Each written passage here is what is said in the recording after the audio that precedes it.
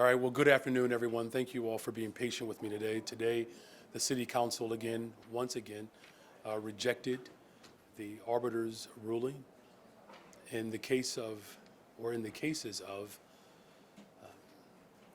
misconducts that really require an open process and transparency. The City Council is still very much committed to that transparent process. As you heard today, there are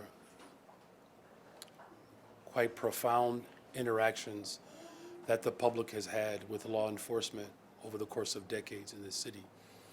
And the people of Chicago elected me to bring transformation and transparency to how we handle accusations of misconduct, and that those accusations of misconduct should happen in the forefront, in the public, where people can actually witness it. And so, though there's been a very robust debate around this matter, the decision to keep a very transparent, open process is something that is important to the people of Chicago. So thank you all again for being here today. And with that, I'll take questions.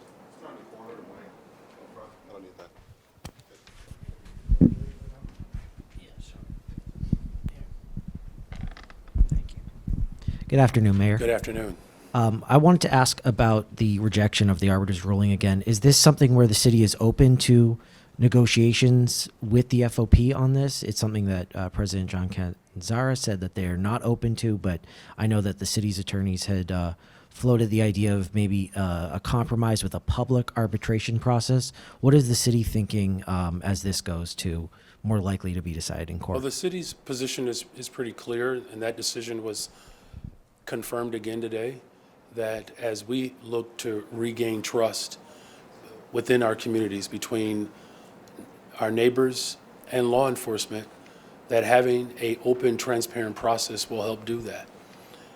It's important, as we have seen over the course, at least these first 10 months that I've been in office, that we are working hard to really build and, in some instances, restore confidence between law enforcement and neighbors and residents.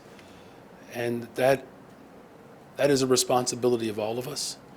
And so today was just affirmation that there is a commitment to a transparent process to ensure that there is a real serious effort to make sure that whatever breakdown that exists between the residents of the city of Chicago and law enforcement, that we work to heal that. Hey, Mayor. Where is the city in negotiating a short-term extension with ShotSpotter with Sound Thinking to the September 22nd deadline? Are you confident that you will get there, or could this technology turn off when the contract is set to expire tomorrow? Well, I've been very clear from the very beginning around this, and I'm still clear that as we work to give law enforcement time to draw down from this operation, that it was important for me to provide that type of runway. Look, I've made a commitment from the very beginning since I've been in office to bring people together so that we can come up with a viable resolution to matters that the people of Chicago care about. And so we've maintained a very clear presentation about what our intentions are, while also making sure that we're very thoughtful with the partner who has been a part of this infrastructure for the last 5 years. But the most important thing is, I don't know if there's anyone that spends more time thinking about public safety than I do. Now, there are other mayors that have been in this position before. I would argue that they had the same level of attention. What my approach has been very consistently, that we have to invest in people. And that's what I've done. And that's what I will continue to do. So thank you. Conversations ongoing for the contract extension? As I said, I've been very clear from the very beginning of what this process entails, and that's what the process entails from what I've articulated from the very beginning. Thank you. Afternoon. Good afternoon. This morning, the state and county announced $250 million for the migrant response, but they say there's a $70 million or so gap. and what's needed? Does the city have plans to offer that $70 million? If so, what would that look like? Yeah. So as you know, I've made a very strong commitment. Well, maybe you don't know. I shouldn't assume that. I've made an incredible commitment to this mission. From the first major vote that I oversaw as mayor of the city of Chicago, $51 million. That was a punt from the previous city council. And then we put another $150 million into the budget for this fiscal year, something that the previous city council did not do. They didn't budget for the last year. And then we went back again for a third time to replace government operations funds with the $95 million. On top of that, you know, we've had 35,000 plus people come to the city of Chicago seeking asylum, of which we had at one point the highest 15,000 people that the city of Chicago was solely responsible for sheltering. 5,700 children that we are educating, providing health screenings. I've demonstrated that I'm very much committed to this mission, you know, and there's an entire operation around how this mission is carried out. So I'm grateful of the work from the state as well as from the county and the work that they have done and what they are committed to continuing to do.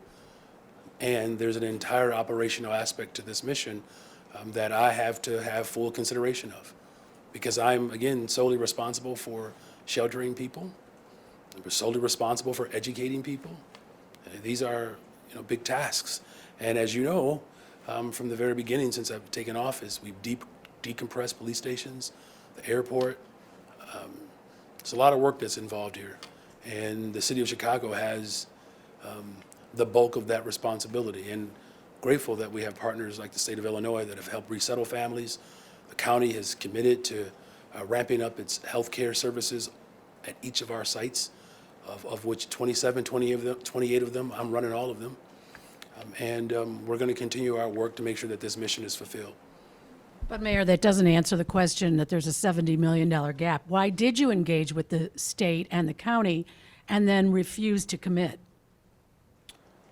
So I'm engaging with the county and the states because that's what leaders do.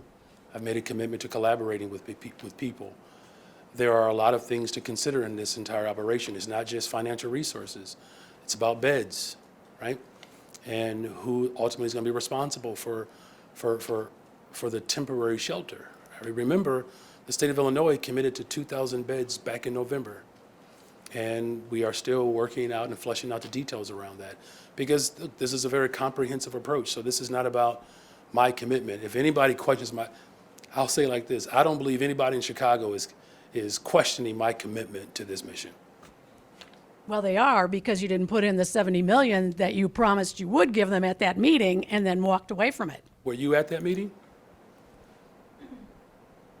So you're making an assertion that I made a promise. Were you at that meeting? So $150 million in my budget, $51 million from the first vote that I oversaw when I became mayor, another $95 million to make sure we close out this last fiscal year. So whatever conclusion you're coming to, maybe I shouldn't speak to whatever conclusion you're coming to. All I'm saying is that no one in this city, let's make it broader, no one in the state of Illinois in this country is questioning Mayor Brandon Johnson's commitment to this mission. No one is. 28 shelters, 5,700 children that we're educating. 3 times before the city council to get the resources that were needed to make sure that we are fulfilling this mission. Health screenings, collaborating with mayors around the region and the country, passing an ordinance that other states are now modeling so that we can bring some structure to this operation. So I'm committed to this mission, as I've been. And I'm grateful that we have partners at the state level and the county level who are also committed to this mission. And it's a mission of care, as well as a mission that requires a real holistic response to this crisis. And I'm grateful that we have 2 leaders at the state and the county level that are committed to it as well. Good afternoon, Mr. Mayor. Good afternoon. My question is about the first Police District Council, which has been operating with only 2 district councilors since last May. In November, you rejected the CCPSA's recommendation of Marcel Bright, and your office asked the CCPSA to put one of the other two initial names forward, which they did. It's now been 3+ months since then. Why has there been a delay in making that nomination, and when do you expect to do so? So I've made a recommendation, and we want to get it right. Look, I know that the people have gotten maybe accustomed to things being done in a very rash way. Like when you shut down 50 schools overnight, shut down mental health clinics, or shut down, hold on, I got you, man. You've asked your question.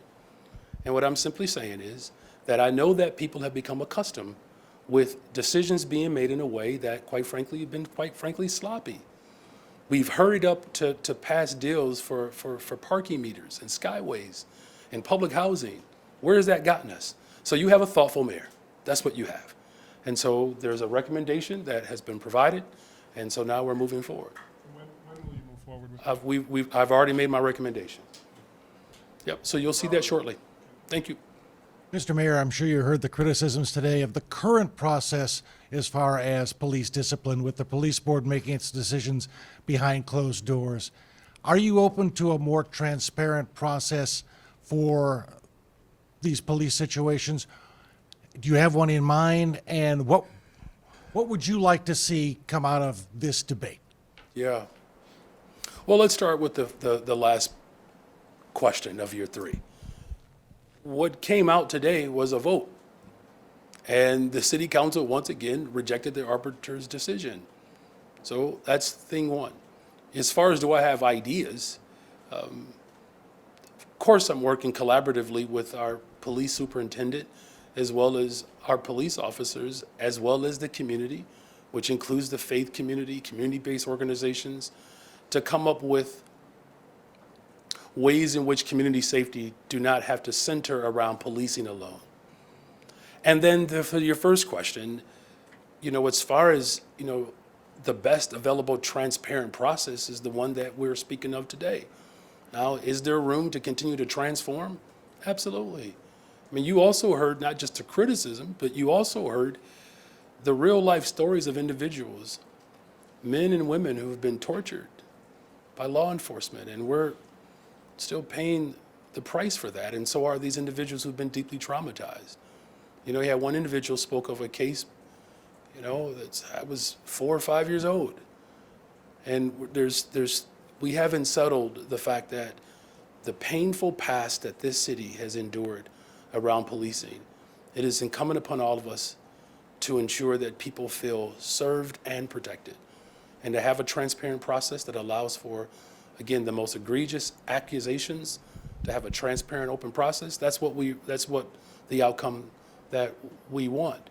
And if there are ways and ideas that you all have that can make for a better, stronger, safer Chicago, leave your suggestions with Ronnie. But if there were no changes, you'd be okay with that? Thank you for your questions. That was a question. You asked 3 of them. This is your 4th one. I've already answered them, okay? Thank you. It's a pretty important question. Hi, Mayor. Hey, I reported this week that just less than 30% of the city's ARPA dollars have been spent through the end of 2023. Does that present a political problem for you as you ask voters in just a couple of weeks to raise the city's real estate transfer tax to fund services to help Chicago's unhoused, when there's millions of dollars that the city has earmarked and appropriated for just that purpose that has not yet been spent? so first of all, I'm going to spend all that money. I can assure you that. And we're going to make sure that the communities who've been impacted the most by gross disinvestment, that those dollars reach those communities. As you also know, I've committed $250 million to the unhoused. For the first time in the history of Chicago, we're going to have a chief homelessness officer to make sure that resources actually get to the neighborhoods and to the people who are most impacted by, unfortunately, the long history of disinvestment in this city. So we're going to spend the ARPA dollars. Our budget director, as you may know, came with me from the county side, and we're taking those best practices that we developed on that side of the building, and we're certainly going to implement them here. What do you say to Chicagoans who might not fully understand the whole debate over arbitration or not arbitration, but get the sense that Chicago police officers are unwilling to be held publicly accountable for serious allegations for misconduct? You've said that you feel an obligation to help restore the trust Chicagoans have in the police department. How is that possible when they're fighting something like this that you said is so crucial to transparency? The voters of Chicago, they know what's at stake here. But they voted for me because they trust that I'm going to provide leadership in this moment, and today we displayed that leadership. So despite the pushback and the argument that is coming from a handful of people, the city of Chicago is clear that in order to restore, and in many cases, not even just restore, just build trust, having an open, transparent process, that's what the people of Chicago deserve and they want. And they have a leader who is committed to that. And I've enjoyed serving in this capacity for these first 10 months. It's truly been my honor. Thank you, Chicago. Hi, Mayor. Could we return to the migrant issue? Of course.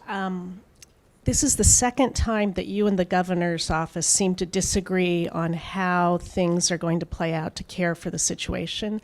This time specifically, are you saying the governor's staff is lying when they say you committed to $70 million? It's very confusing to figure out why would they say, after multiple meetings, the city committed to $70 million, and now the city says no. Well, I don't know where the disagreement really exists here. The commitment to the mission is what we're all in agreement with. And what I've said repeatedly is that there's an entire operation that must be considered here. How we educate, how we provide But they have transportation. numbers. Why are those numbers not jibing with what you're saying? 70 million. I mean, were you in the meeting or was somebody else in the meeting? What's the disconnect? There is no disconnect. And yes, I was in the meeting. There are a number of matters that need to be worked through. It's not just about financial resources. As I've said before, right now the city of Chicago is solely responsible for providing emergency temporary shelter. We're solely responsible for that. We're solely responsible for feeding migrants, staffing. I've renegotiated multiple times to ensure that the staffing model is made up of individuals who are local. So just, What about looking forward? All this money. how about you give me an opportunity to answer the question, okay? Just be patient with me. It's a virtue. There's 9 of them, by the way. I think I said 7. There are 9 fruits of the Spirit and 9 gifts of the Holy Spirit. So my pastor challenged me on that. So in order for us to move forward, we have to understand what we're doing right now. That's called smart leadership. Now, I know people just want to rush to judgment. I get that.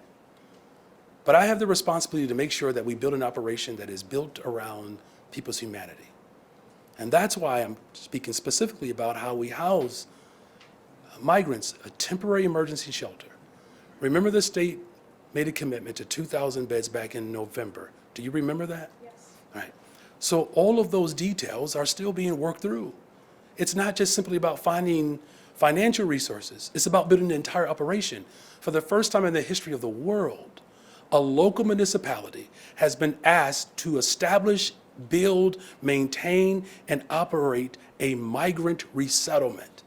That has never happened. And so here's what we've learned over the course of my first 10 months in office, that you have to feed, you have to temporarily house, you have to provide health care, you have to educate, transportation, resettle. This is an entire operation. Jump the gun? Did they jump the gun by issuing this press release? If you're not ready? Look, the state of Illinois, as well as Cook County, made a commitment. And I'm grateful to have their partnership. That's a good thing, you all. The state of Illinois, Cook County, the city of Chicago, all working together to respond to this international crisis that, quite frankly, everybody knows is a federal responsibility. And so has it placed some stress on our local municipalities? Of course it has. But this is not something that has broken our spirit. It hasn't. And so we're going to continue to work with every single level of government, including the federal government, because they are solely responsible for this. This is not just simply about what the state does, or the county does, or the city does. This is about who should be doing what. And the federal government continues to sit on their hands while democratic cities are being overwhelmed because someone is using people as leverage. And we all know who that person is. Mayor, I hate to continue to pound on this issue, but you're committed to the mission. You've said that over and over again, but the mission requires money to make it happen. There's $71 million out there that still needs to be covered by the city. Is the city going to fund that money to do your part of the mission? So I'm going to continue to do my part of the mission. I am. But And- we're talking about the money, Mayor. Can you Okay. please just answer the issue whether there is going to be 71 committed by the city to cover the city's part of the mission, or are you saying, no, the Fed's got to cover that? $51 million I went before the. Mayor, we heard that. Can you please well, answer the question? but- Well, I'm asking a question that I'm not getting an answer for. Well, I'd like to, if we could get an answer to whether 71 million will be committed by the city for this part of the mission after the state and the county committed theirs, yes or no? so I've appropriated $51 million from the very beginning. I took that first vote. No one had to stand next to me. I did it. I then appropriated another $150 million and then went back again for a third time for $95 million. There's an entire operation that we have to consider here. Now, look, I know you want to have a petite form of a debate, but there's a broader context here. The broader context requires us to see the full operation in its totality, and that's what I'm doing. Thank you. I'm also going to ask about the migrant crisis, but also touch on Heather's reporting as well. So you have about $400 million left in ARPA funds. I know that the city has said previously that you don't plan on spending any of that additional money on the migrant crisis like you did with that $95 million. But I mean, again, why not just go ahead and spend that money on the migrant crisis now? Like, is there a political debate within City Hall around doing that? We have not debated how the rest of the ARPA dollars should be spent. What we have discussed, however, is that the ARPA dollars have an opportunity to reach communities that have been historically disinvested in. And So- that's what my commitment is with the ARPA So dollars. what does that mean exactly? Because I feel like what you're alluding to is maybe the fight that's gone on in city council, which is that communities that have historically, not been invested in have been Chicago's existing Black and brown communities. And it feels like maybe once again, this is pitting funding against Chicago's existing Black community and these new migrants who are coming in. Yeah.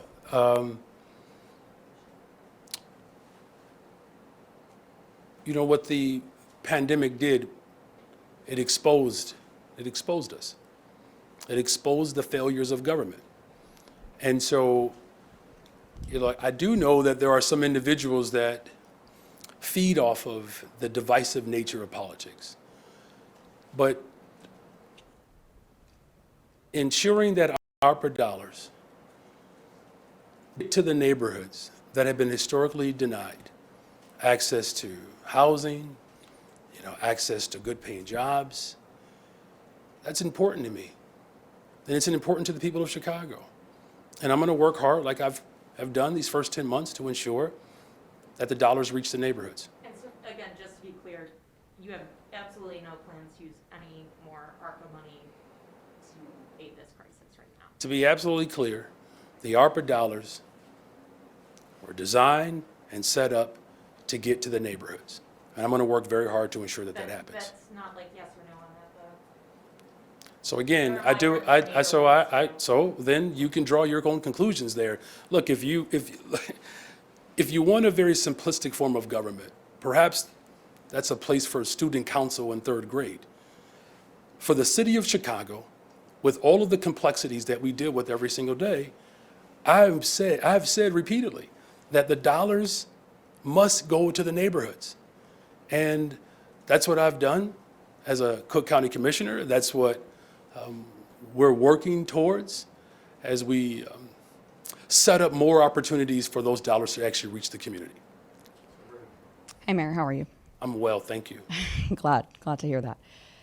I just simply want to ask, does the 70 million account for people that are going to be coming up into the DNC? And where is that $70 million going to come from? Do you know? So I actually I appreciate the framing of that question. I do. It's a good question. So right now we have just under 13,000 people in shelter that the city of Chicago is solely responsible for. We actually don't know how many more buses are going to come as we lead up to the DNC. That's the type of sophistication that I was hoping that people would understand.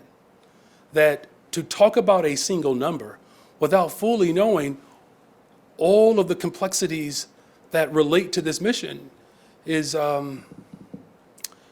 it's short-sighted. Now, again, we can make projections, right? That's not unreasonable.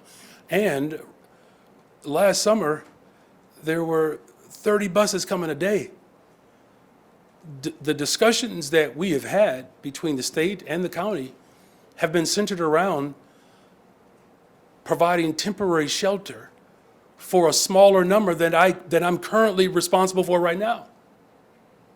So there could be a situation where whatever number that is being floated right now, that may not be enough. That's the reality here. You have a governor in the state of Texas that is determined to cause harm. And so I appreciate the frame of the question because we have to consider the full operation. And right now, that has not been fully determined. And then just a follow-up to that, I know that lately there's been fewer people who are in city shelter as people move out, which is a good thing. Is there ever going to be a reconsideration of maybe consolidating some of those shelters to save money in the long run? Yes. Yes.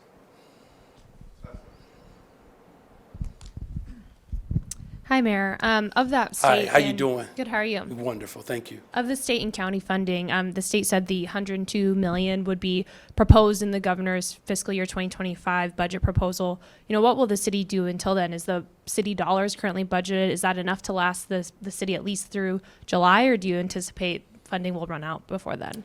Well, as it stands, I think everyone has reported on the number that I've made available of what we're spending per day. At the current rate, the $150 million that we've appropriated, the city of Chicago alone will have a difficult time responding to this crisis in the event, and in all likelihood, the event that we don't get a comprehensive immigration reform package that provides more support at the border, that if the governor of Texas continues his path of destruction, that is going to be an incredible burden for the city of Chicago.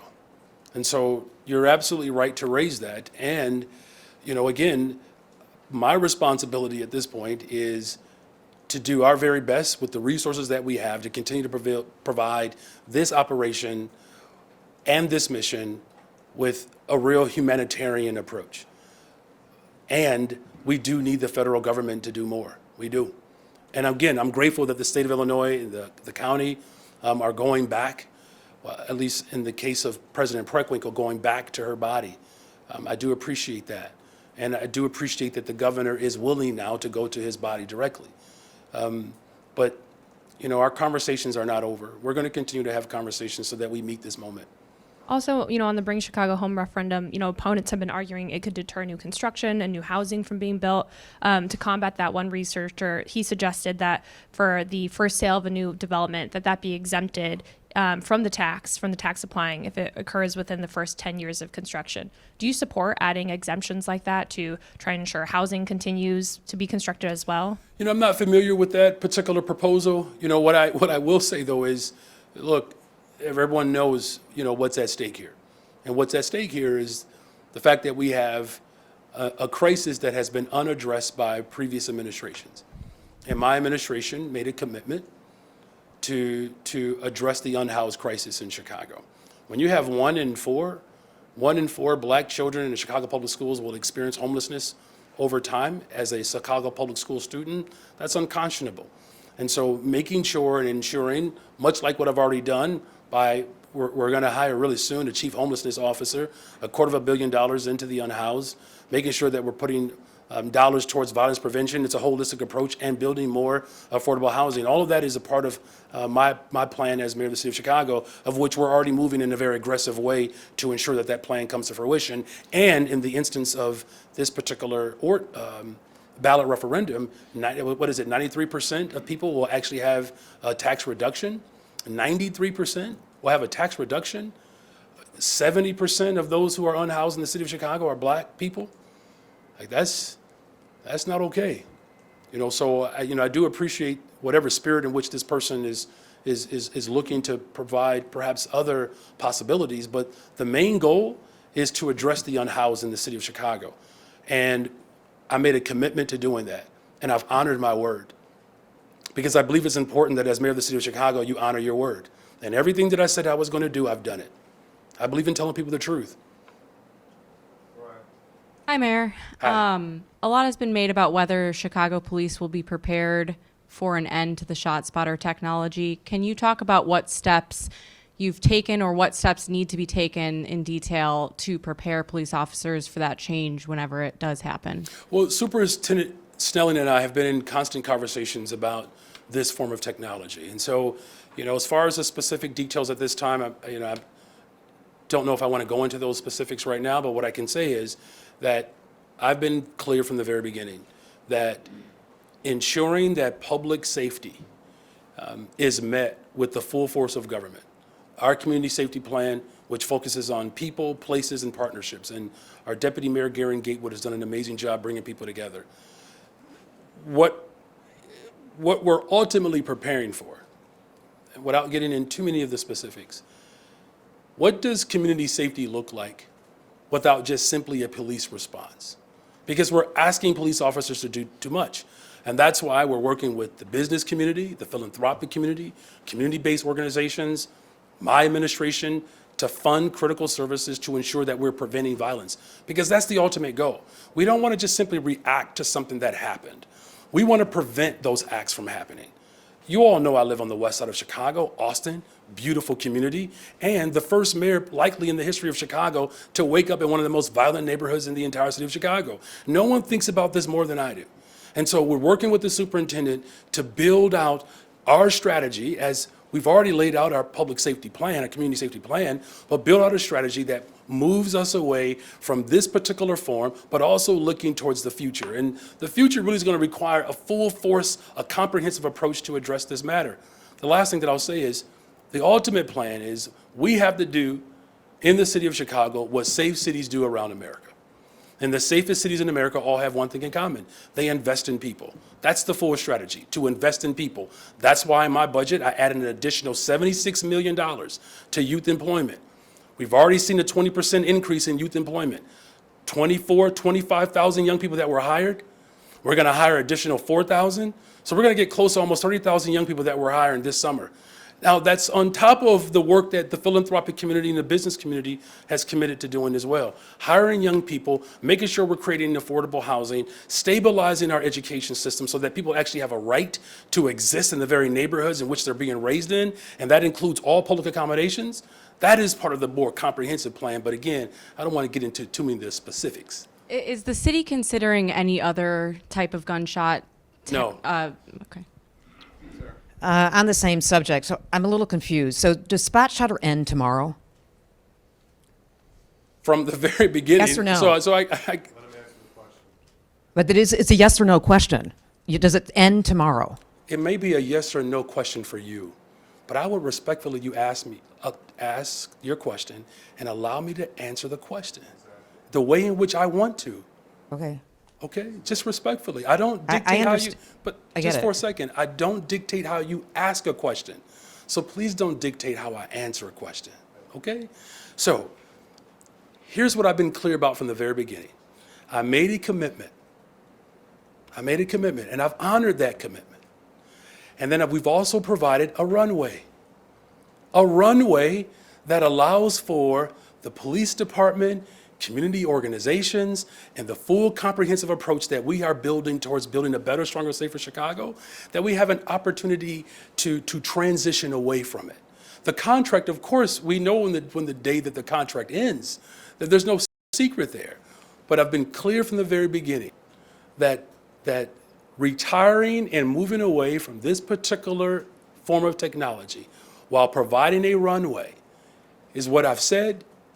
That's the understanding that you all should work with, and I'll leave it at that. But again, I mean, if the company itself is not willing to negotiate That's an not my extension. understanding. That's not my So understanding. the company is willing to negotiate an extension. Listen, I've been clear from the very beginning Okay. of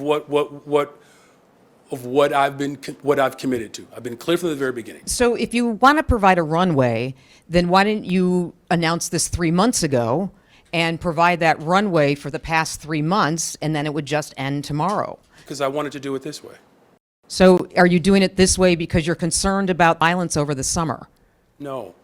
I'm doing it this way because this is the right way to do it. Now, if you're asking me if I'm concerned about violence as a whole, whether it's the summertime or the wintertime, like I don't pick seasons when I'm concerned about violence. And listen, I want to make sure that that's very clear, that violence in the city of Chicago is something that we've been plagued with for a very long time. Now, despite the fact that shootings are going down and homicides are going down, there's still a lot of work to be done. But this had more to do with providing all parties who were involved, those who were advocating for the immediate ending of this contract, and the company itself that, as well as our police department, that needed some time. And so that's what I've been clear about, and I'm still clear about that. So I was told the police department was not part of your decision because Superintendent Snelling supports this, all of law enforcement supports using this technology. They call it a very effective tool. So were they part of your decision to end ShotSpotter? I've been in conversations with everyone. I speak to the superintendent and his department. We sit down every week. I speak to the superintendent on a regular basis. So again, I've been very clear from the very beginning, and we're going to continue to hold to the commitment that I've made. Hey, Mayor. Back here. Was it a mistake to announce that you were ending that contract and then extending it in a sense through September without a deal in place to actually extend it through September? The company now appears to have some leverage to say, hey, we're turning this off on Friday unless you agree to the terms of our deal. I've been clear from the very beginning, so I don't know where you're getting your information from, but I've always been clear about how my administration was going to engage in this process, and then to make sure that there is an opportunity for the Chicago Police Department to draw down from the reliance upon of this particular form of technology. And then on the migrant funding, your staff and the staff from the county and the governor's office have been meeting for weeks and months, and you guys had that meeting last week with Governor Pritzker and President Preckwinkle. They walked out of that meeting believing that you had a deal in place for $321 million in extra funding. The state would provide 50% of that, and the county and city would provide 25%. Are you at all concerned that they walked out of a meeting believing there was a deal that you now say you never made a commitment to? I'm not aware of what you are asserting. I'm not aware of that. So whatever understanding that you all might have about what was discussed in that meeting, because none of you were in that meeting. None of you were. So all I could, let's keep a little decorum, okay? All right, just respectfully, you all.